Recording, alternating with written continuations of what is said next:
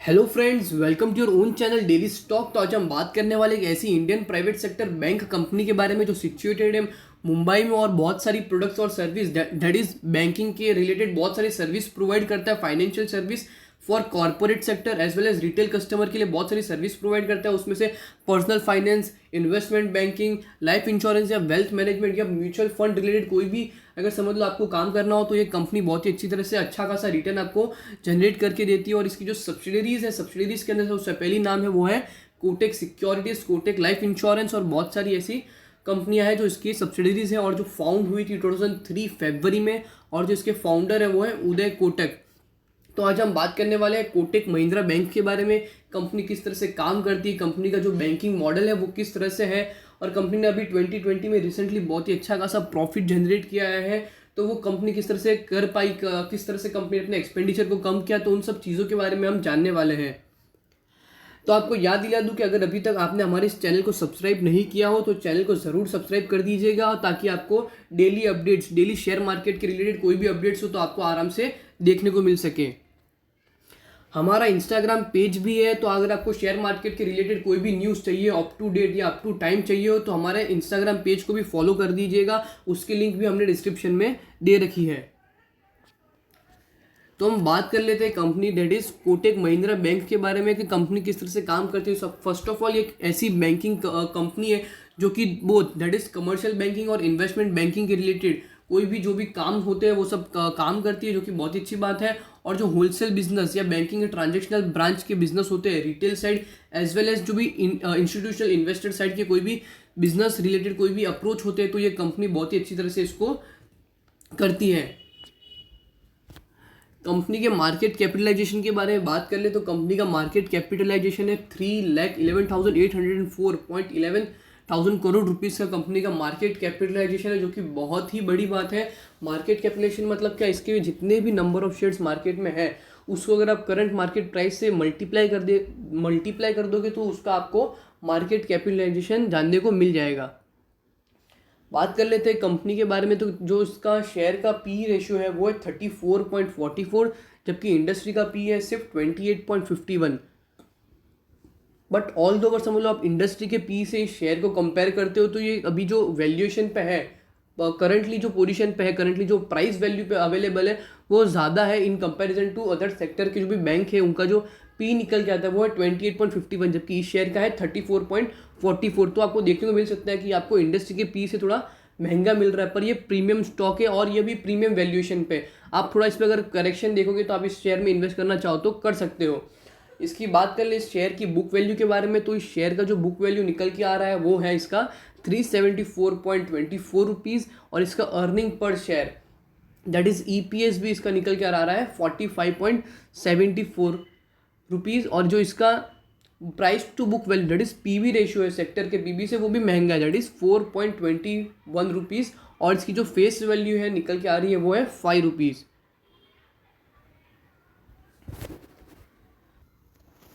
अब हम कंपनी के रेवेन्यू और प्रॉफिट को कंपेयर कर लेंगे पिछले कुछ सालों से। 2017 में जो कंपनी ने रेवेन्यू जनरेट किया था वो था 33.98 थाउजेंड करोड़ रुपीज़, जो कि पर ईयर हर साल वो इंक्रीजिंग ट्रेंड में बढ़ता हुआ 2019 में हो गया था 45.97 थाउजेंड करोड़ रुपीज़। और इस साल पेंडेमिक सिचुएशन होने के कारण भी कंपनी का जो रेवेन्यू उसमें आपको डाउनफॉल नहीं देखने को मिला है, जो कि बहुत ही अच्छी बात है। कंपनी पेंडेमिक सिचुएशन को अच्छी तरह से हैंडल कर पाई और इसका जो रेवेन्यू है वो इंक्रीज होकर हो चुका है 50.36 थाउजेंड करोड़ रुपीज़, जो कि कंपनी के लिए बहुत ही अच्छी बात है। कंपनी अच्छा खासा प्रॉफिट और रेवेन्यू भी जनरेट कर रही है। और इसके प्रॉफिट को अगर हम कंपेयर कर ले पिछले कुछ सालों से, तो सबसे पहले कंपनी 2017 में जो कि प्रॉफिट जनरेट किया था वो था 4.94 थाउजेंड करोड़ रुपीज़, जो कि 19 में बढ़कर हो चुका था 7.20 थाउजेंड करोड़ रुपीज़। और इस साल जो कंपनी का प्रॉफिट है वो बढ़कर हो चुका है 8.59 थाउजेंड करोड़ रुपीज़, जो कि बहुत ही अच्छी बात है कंपनी के लिए और फ्यूचर प्रोस्पेक्ट के लिए। कंपनी का जो रेवेन्यू और प्रॉफिट है 2020 में बहुत ही अच्छा है, उसके in comparison to profit sales revenue भी बहुत ही अच्छा किया है कंपनी ने। तो हम बात कर लेते हैं कंपनी की प्रमोटर होल्डिंग के बारे में। तो कंपनी की प्रमोटर होल्डिंग है टोटल 26.05%, जबकि म्यूचुअल फंड होल्डिंग है 9.28%, डोमेस्टिक इंस्टीट्यूशनल होल्डिंग है 15.25%, और सबसे ज़्यादा होल्डिंग जिसकी है वो FII, that is foreign institutional investors जो भी होते हैं इसके अंदर, वो है इसके अंदर 42.22%। और अदर पार्टी दैट इज़ जो भी इसके अंदर इंडिविजुअल इन्वेस्टर्स या रिटेल इन्वेस्टर्स है, नॉर्मल इन्वेस्टर्स, उसका इसके अंदर इन्वेस्टमेंट है 16.46%, जो कि एक तरह से देखिए तो बहुत ही अच्छी बात है। अगर समझ लो FII की होल्डिंग ज़्यादा है, इसका मतलब क्या, जो फॉरेन इंस्टीट्यूशनल इन्वेस्टर्स है उसको उसमें इन कंपनी में दैट इज़ कोटक महिंद्रा में जो ग्रोथ है वो बहुत ही अच्छा देखने को मिल रहा है। इसलिए उनकी जो प्रमोटर होल्डिंग है इसके अंदर फॉरेन इंस्टीट्यूशनल इन्वेस्टर्स की कोटक के अंदर वो बहुत ही ज़्यादा है, वो एक अच्छी बात भी है। बट अगर समझ लो कभी कोई करेक्शन आपको ज़्यादा देखने को मिलता है इसकी प्राइस में, अगर समझ लो फॉरेन इंस्टीट्यूशनल होल्डर्स इसके अंदर अपनी समझ लो अपना स्टेक माइनस करते गए, तो इसकी जो शेयर की जो प्राइस है उसमें बहुत ही ज़्यादा आपको फ्लक्चुएशंस देखने को मिल सकता है। तो वो भी आपको पॉइंट ज़रूर ध्यान रखना चाहिए। अब हम कंपनी का रेवेन्यू स्टेटमेंट कंपेयर कर लेंगे पिछले कुछ सालों से। दैट इज सबसे पहला top line that is total income compress करती है, जो भी कंपनी इंटरेस्ट अर्न करती है, और अदर इनकम मतलब कि इसकी जो भी सब्सिडीज है दैट इज कोटक सिक्योरिटीज या कोटक लाइफ इंश्योरेंस, जो कि लाइफ इंश्योरेंस प्रोवाइड करता है, तो उसके थ्रू कंपनी किस तरह की इनकम जनरेट कर लेती है, तो वो आता है इसके अदर इनकम के अंदर। तो interest earn by banks that is Kotak Mahindra ने 2018 में कंपनी ने इनकम जनरेट किया था, वो था 25,131,000 करोड़ रुपीज़, जो कि 20 में बढ़कर हो चुका था 2020 में 33,474,000 करोड़ रुपीज़, जो कि बहुत ही अच्छी बात है, बहुत ही अच्छा अप ट्रेंड देखने को मिला है आपको उधर। और जबकि बात कर ले हम अदर इनकम के बारे में, तो अदर इनकम में भी कंपनी ने बहुत ही अच्छा खासा अप ट्रेंड लाया। दैट इज 2018 में कंपनी की अदर इनकम थी 13,682,000 करोड़ रुपीज़, जो कि 2020 में बढ़कर हो चुकी है 16,891,000 करोड़ रुपीज़, जो कि टोटल इनकम को दैट इज टॉप लाइन को इंक्रीज करते हुए 2018 में जो कि टॉप लाइन थी टोटल 38,813,000 करोड़ रुपीज़, जो कि 19 में हो गई थी 45,979,000 करोड़ रुपीज़, और इस साल और बढ़कर हो चुकी है 50,365,000 करोड़ रुपीज़, जो कि बहुत ही अच्छी बात है। अच्छा कंपनी अच्छा खासा जो रेवेन्यू जनरेट कर रही है वो बहुत ही अच्छा है कंपनी का। अब हम बात कर लेंगे कंपनी की बॉटम लाइन के बारे में, तो कंपनी की जो बॉटम लाइन है दैट इज़ नेट प्रॉफिट, वो भी आपको इंक्रीजिंग ट्रेंड में देखने को मिला। दैट वॉज 2018 में था 6,147,000 करोड़ रुपीज़, जो कि 19 में बढ़कर हो चुका था 7,119,000 करोड़ रुपीज़, और इस साल और बढ़कर हो चुका 8,607,000 करोड़ रुपीज़, जो कि बहुत ही अच्छी बात है। कंपनी की जो एक्सपेंडिचर है वो उसमें आपको थोड़ा अप ट्रेंड देखने को मिल रहा है। दैट इज़ 2018 में था 28,000 करोड़ रुपीज़, और 2020 में बढ़कर हो चुका था 36,000 करोड़ रुपीज़। अगर कंपनी अपने एक्सपेंडिचर पे थोड़ा कंट्रोल करे तो अच्छा खासा प्रॉफिट भी आपको देखने को मिल सकता है। बट ऑल्दो कंपनी ने जो प्रोविजंस आपको देखने को मिले that was provisions and contingency. 2018 में जो कंपनी प्रोविजंस बनाती थी for a purpose of safety, वो था 1024,000 करोड़ रुपीज़, जो कि 19 में 1045,000 करोड़ रुपीज़ था, और इस साल कंपनी ने जो अपने प्रोविजंस और कंटिजेंसी प्रॉफिट, कंपनी ने बहुत ही अच्छा खासा प्रॉफिट जनरेट किया है। इसलिए कंपनी ने अपने जो प्रोविजन है फॉर सेफर साइड, कंपनी जो अपने प्रोविजंस बढ़ाकर दैट वाज डबल कर दिया है, दैट इज़ 2558,000 करोड़ रुपीज़, जो कि बहुत ही अच्छी बात है कंपनी के लिए। कंपनी के जो फ्यूचर प्रॉस्पेक्ट है, कंपनी के कोई भी फ्यूचर बिजनेस होंगे तो उसके लिए कंपनी का जो प्रोविजन है वो बहुत ही अच्छा खासा आपको इधर देखने को मिल रहा है। अब हम बात कर लेंगे कंपनी के बारे में, तो कंपनी का पर share ratio that is basic EPS earning per share, company की जो अर्निंग है वो किस तरह से आपको कौन से ट्रेंड में देखने को मिल रही है in comparison to net sales. तो कंपनी की 2018 में दैट इज 32.7 रुपीज़ EPS था, जो कि 19 में बढ़कर हो चुका था 37.78, और इस साल और बढ़कर हो चुका है 44.73 रुपीज़। और जबकि बात कर ले हम कंपनी की बुक वैल्यू के बारे में, तो बुक वैल्यू में भी आपको अप ट्रेंड देखने को मिला। दैट इज़ अगर समझ लो कंपनी की जितनी भी एसेट्स है उसको अगर बेच दे और जितनी भी लाइबिलिटी पे ऑफ कर दे, तो उसके थ्रू कंपनी की जितनी भी जो बुक वैल्यू निकल कर आती है उसको हम बोलते हैं कंपनी की बुक वैल्यू। दैट इज़ 2018 में वो थी 264.94 रुपीज़, जो कि 19 में बढ़कर हो चुकी थी 302.72, और इस साल और बढ़कर हो चुकी है 348.33 रुपीज़, जो कि बहुत ही अच्छी बात है।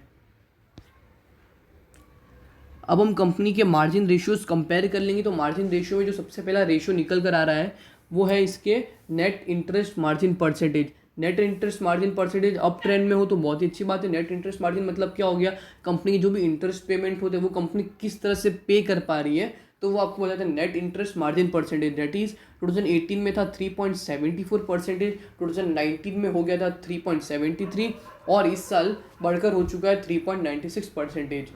बात कर ले कंपनी के ऑपरेटिंग प्रॉफिट मार्जिन के बारे में, तो operating profit margin for banking stock क्या हो गया, कंपनी की जो भी डे टू डे या रूटीन वर्क के रिलेटेड कोई भी कैश के जो भी ट्रांजेक्शन्स होते हैं वो किस तरह से कंपनी अपने डील कर पा रही है। तो वो आपको थोड़ा नेगेटिव पॉइंट इसमें देखने को मिलेगा कि कंपनी के जो भी डे टू डे टास्क होते हैं उसमें अब कंपनी अच्छी तरह से मैनेज नहीं कर पा रही है। पर फिर भी इस साल थोड़ा कंपनी ने अच्छा खासा परफॉर्म किया, that is comparison to previous year.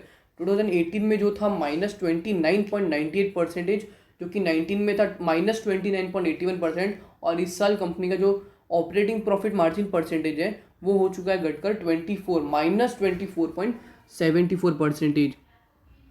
Company के नेट प्रॉफिट मार्जिन को कंपेयर कर ले, मतलब क्या हो गया, नेट प्रॉफिट, कंपनी जिस तरह से प्रॉफिट जनरेट कर रही है मार्केट में उसको अगर आप नेट सेल से कंपेयर करें तो कंपनी किस तरह से परफॉर्म करी पिछले कुछ सालों से, तो वो निकल कर आ रहा है 2018 में जो था 24.46%, जो कि 19 में हो गया था 23.78%, जो कि इस साल बढ़कर हो चुका है 25.71%, जो कि अच्छी बात है।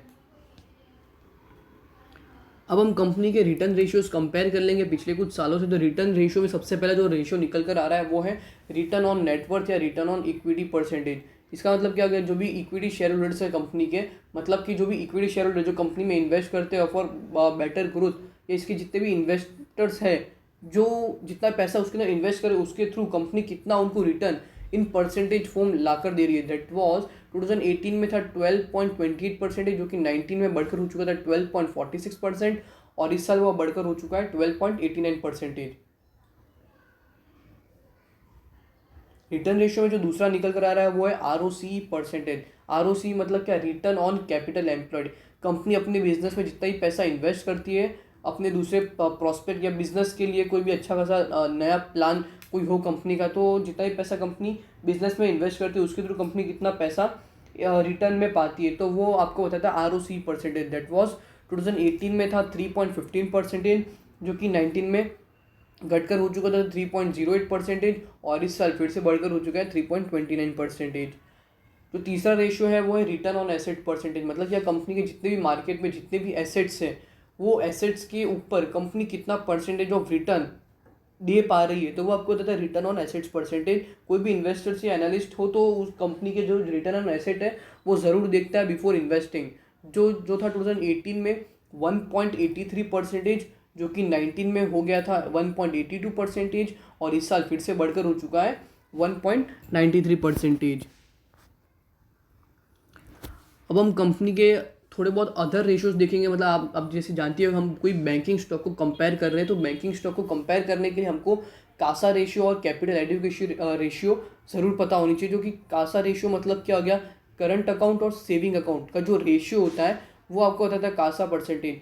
कासा रेशियो मतलब कि अगर समझ लो current account in comparison to saving account अगर समझ लो ज़्यादा हो तो वो बहुत ही अच्छी बात होती है कोई भी बैंकिंग कंपनी के लिए। दैट इज़ अगर समझ लो सेविंग अकाउंट वाले को उनको क्या 2 या 3% या 3.5% इंटरेस्ट पेमेंट करना पड़ता है, जबकि करंट अकाउंट जो होल्डर्स होते हैं उनको कोई भी इंटरेस्ट पेमेंट नहीं करना पड़ता, जो भी नॉर्मल कॉर्पोरेट सेक्टर के जो भी इन्वेस्टर्स होते हैं या कोई भी नॉर्मल जिसने अकाउंट खुला था करंट अकाउंट में उनको इंटरेस्ट तो नहीं मिलता, बट उसकी वजह उनको कोई चार्ज होता है, XYZ कोई चार्ज होता है तो वो कटता है। तो अगर समझ लो कोटक महिंद्रा बैंक के करंट अकाउंट होल्डर ज़्यादा है in comparison to saving account, तो कंपनी के लिए बहुत ही अच्छी बात होती है। कंपनी का जो कासा रेशियो है वो बहुत ही, कासा परसेंटेज है वो बहुत ही अच्छा है। दैट इज़ 2018 में जो कि कंपनी का कासा परसेंटेज था वो था 50.84 के परसेंटेज में था, जो कि 19 में हो गया था बढ़कर 52.46, और इस साल और बढ़कर हो चुका है 56.35%, जो कि बहुत ही अच्छी बात है।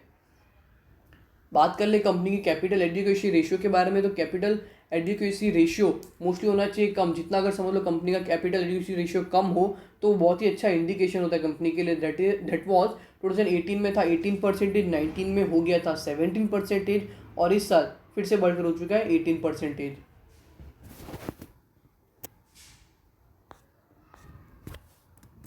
अब हम कंपनीज के बारे में बात कर लेंगे। कोटक महिंद्रा के टोटल अभी तक पूरे इंडिया में इसके हैं 2519 ATMs फैसिलिटीज़ ने प्रोवाइड की है। इसके पूरे इंडिया में 1600 प्लस ब्रांचेज ओपनड है अभी करंटली। इसके total debit card holders more than 15 million persons है। इसके क्रेडिट कार्ड होल्डर 2.3 मिलियन है, और जो इसके बैंक के जो एक्टिव कस्टमर बेस है वो भी बढ़कर हो चुका है 23 मिलियन प्लस इसके एक्टिव कस्टमर्स है। और जो एम्प्लॉयमेंट इसने प्रोवाइड की है वो इसके मोर देन 71,000 ऑफ पीपल को इसने एम्प्लॉय किया है, जो कि बहुत ही अच्छी बात है। बात कर लेते कंपनी के जो ब्रांचेस हैं अभी करंटली कौन कौन सी जगह पे है। तो अर्बन एरिया में 21.3% इसकी ब्रांचेस हैं, सेमी अर्बन में 18.4%, रूरल में 15.8% और मेट्रोपॉलिटन सिटी जैसे कि मुंबई हो गई, कलकत्ता हो गई, बेंगलोर हो गई, तो उधर जो भी इसकी ब्रांचेस है वो बहुत ही ज़्यादा, डेट इज़ 44.5% ऑफ इसकी जो ब्रांचेस है वो मेट्रोपॉलिटन सिटीज़ में है।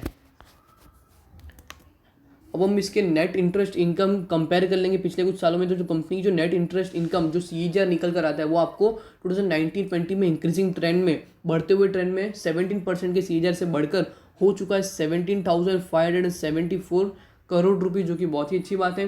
कंपनी की जो आपको नेट प्रॉफिट में इंक्रीमेंटल फेस देखने को मिला है वो भी 26% CAGR से बढ़कर हो चुका है इस साल 8,593 करोड़ रुपीज़। और इसका जो capital reserve, that is reserves and surplus है, इसने जो मेंटेन करके रखा है वो भी इसके रिजर्व्स एंड सरप्लस में इंक्रीमेंट आपको देखने को मिला, दैट इज 19% के CAGR से वो बढ़ चुका है। और इस साल इसका जो रिजर्व्स एंड सरप्लस है वो बढ़कर हो चुका है 67,134 करोड़ रुपीज़ का इसका रिजर्व एंड सरप्लस है। अभी बात कर ले कंपनी के एडवांस, जो भी इसके एडवांस पेमेंट है वो भी अभी 15% CAGR से बढ़कर हो चुके हैं इस साल 2,49,879 करोड़ रुपीज़ के इसके एडवांसेस हैं मार्केट में। इसकी टोटल एसेट, कंपनी जो भी एसेट्स है इसकी जो ब्रांचेस है वो बहुत ही बढ़ चुकी है पूरे इंडिया में होल ओवर, और अभी बहुत ही ज़्यादा मार्केट को कैप्चर भी कर रहा है। तो इसकी 2020 में CAGR 16% से बढ़कर हो चुकी है इस साल 443,173 करोड़ रुपीज़ का इसका टोटल एसेट है। और इसकी जो बुक वैल्यू है उसमें भी आपको इंक्रीमेंटल फेस देखने को मिल रहा है, that is compare to previous year 18% CAGR से इसकी जो बुक वैल्यू मार्केट में वो बढ़ चुकी है और इस साल हो चुकी है 348.3 रुपीज़। कंपनी का जो मार्केट कैपिटलाइजेशन है in comparison to previous years और उसके पिछले सालों से, तो कंपनी का जो CAGR है वो आपको बढ़ते हुए ट्रेंड में देखने को मिला, दैट इज 19% है। जबकि इसका जो 2020 में क्या इसकी जो मार्केट प्राइस रहती थी नॉर्मली 1800 के आसपास, तो इसका जो मार्केट कैपिटलाइजेशन था जो कि ज़्यादा था, पर इस साल पेंडेमिक सिचुएशन होने के कारण कंपनी का जो थोड़ा मार्केट कैपिटलाइजेशन है उसमें आपको थोड़ा सा डाउन ट्रेंड देखने को मिला, दैट इज 247,939 करोड़ रुपीज़ का इसका मार्केट कैपिटलाइजेशन है। और कंपनी, जैसे मैंने आपको बोला कि security, that is share market में भी कंपनी काम करती है, securities buy sell advising service वो भी प्रोवाइड करती है। तो उसमें कंपनी का एवरेज डेली वॉल्यूम भी इस साल हो चुका है कंपनी का 24,318 करोड़ रुपीज़ का इसका daily turnover, that is daily volume है इसका, दैट इज 35% ऑफ CAGR से बढ़ चुका है। और कंपनी की total asset under management, that is AUM, इस साल हो चुका है 225,877 करोड़ रुपीज़ का इसका टोटल AUM है।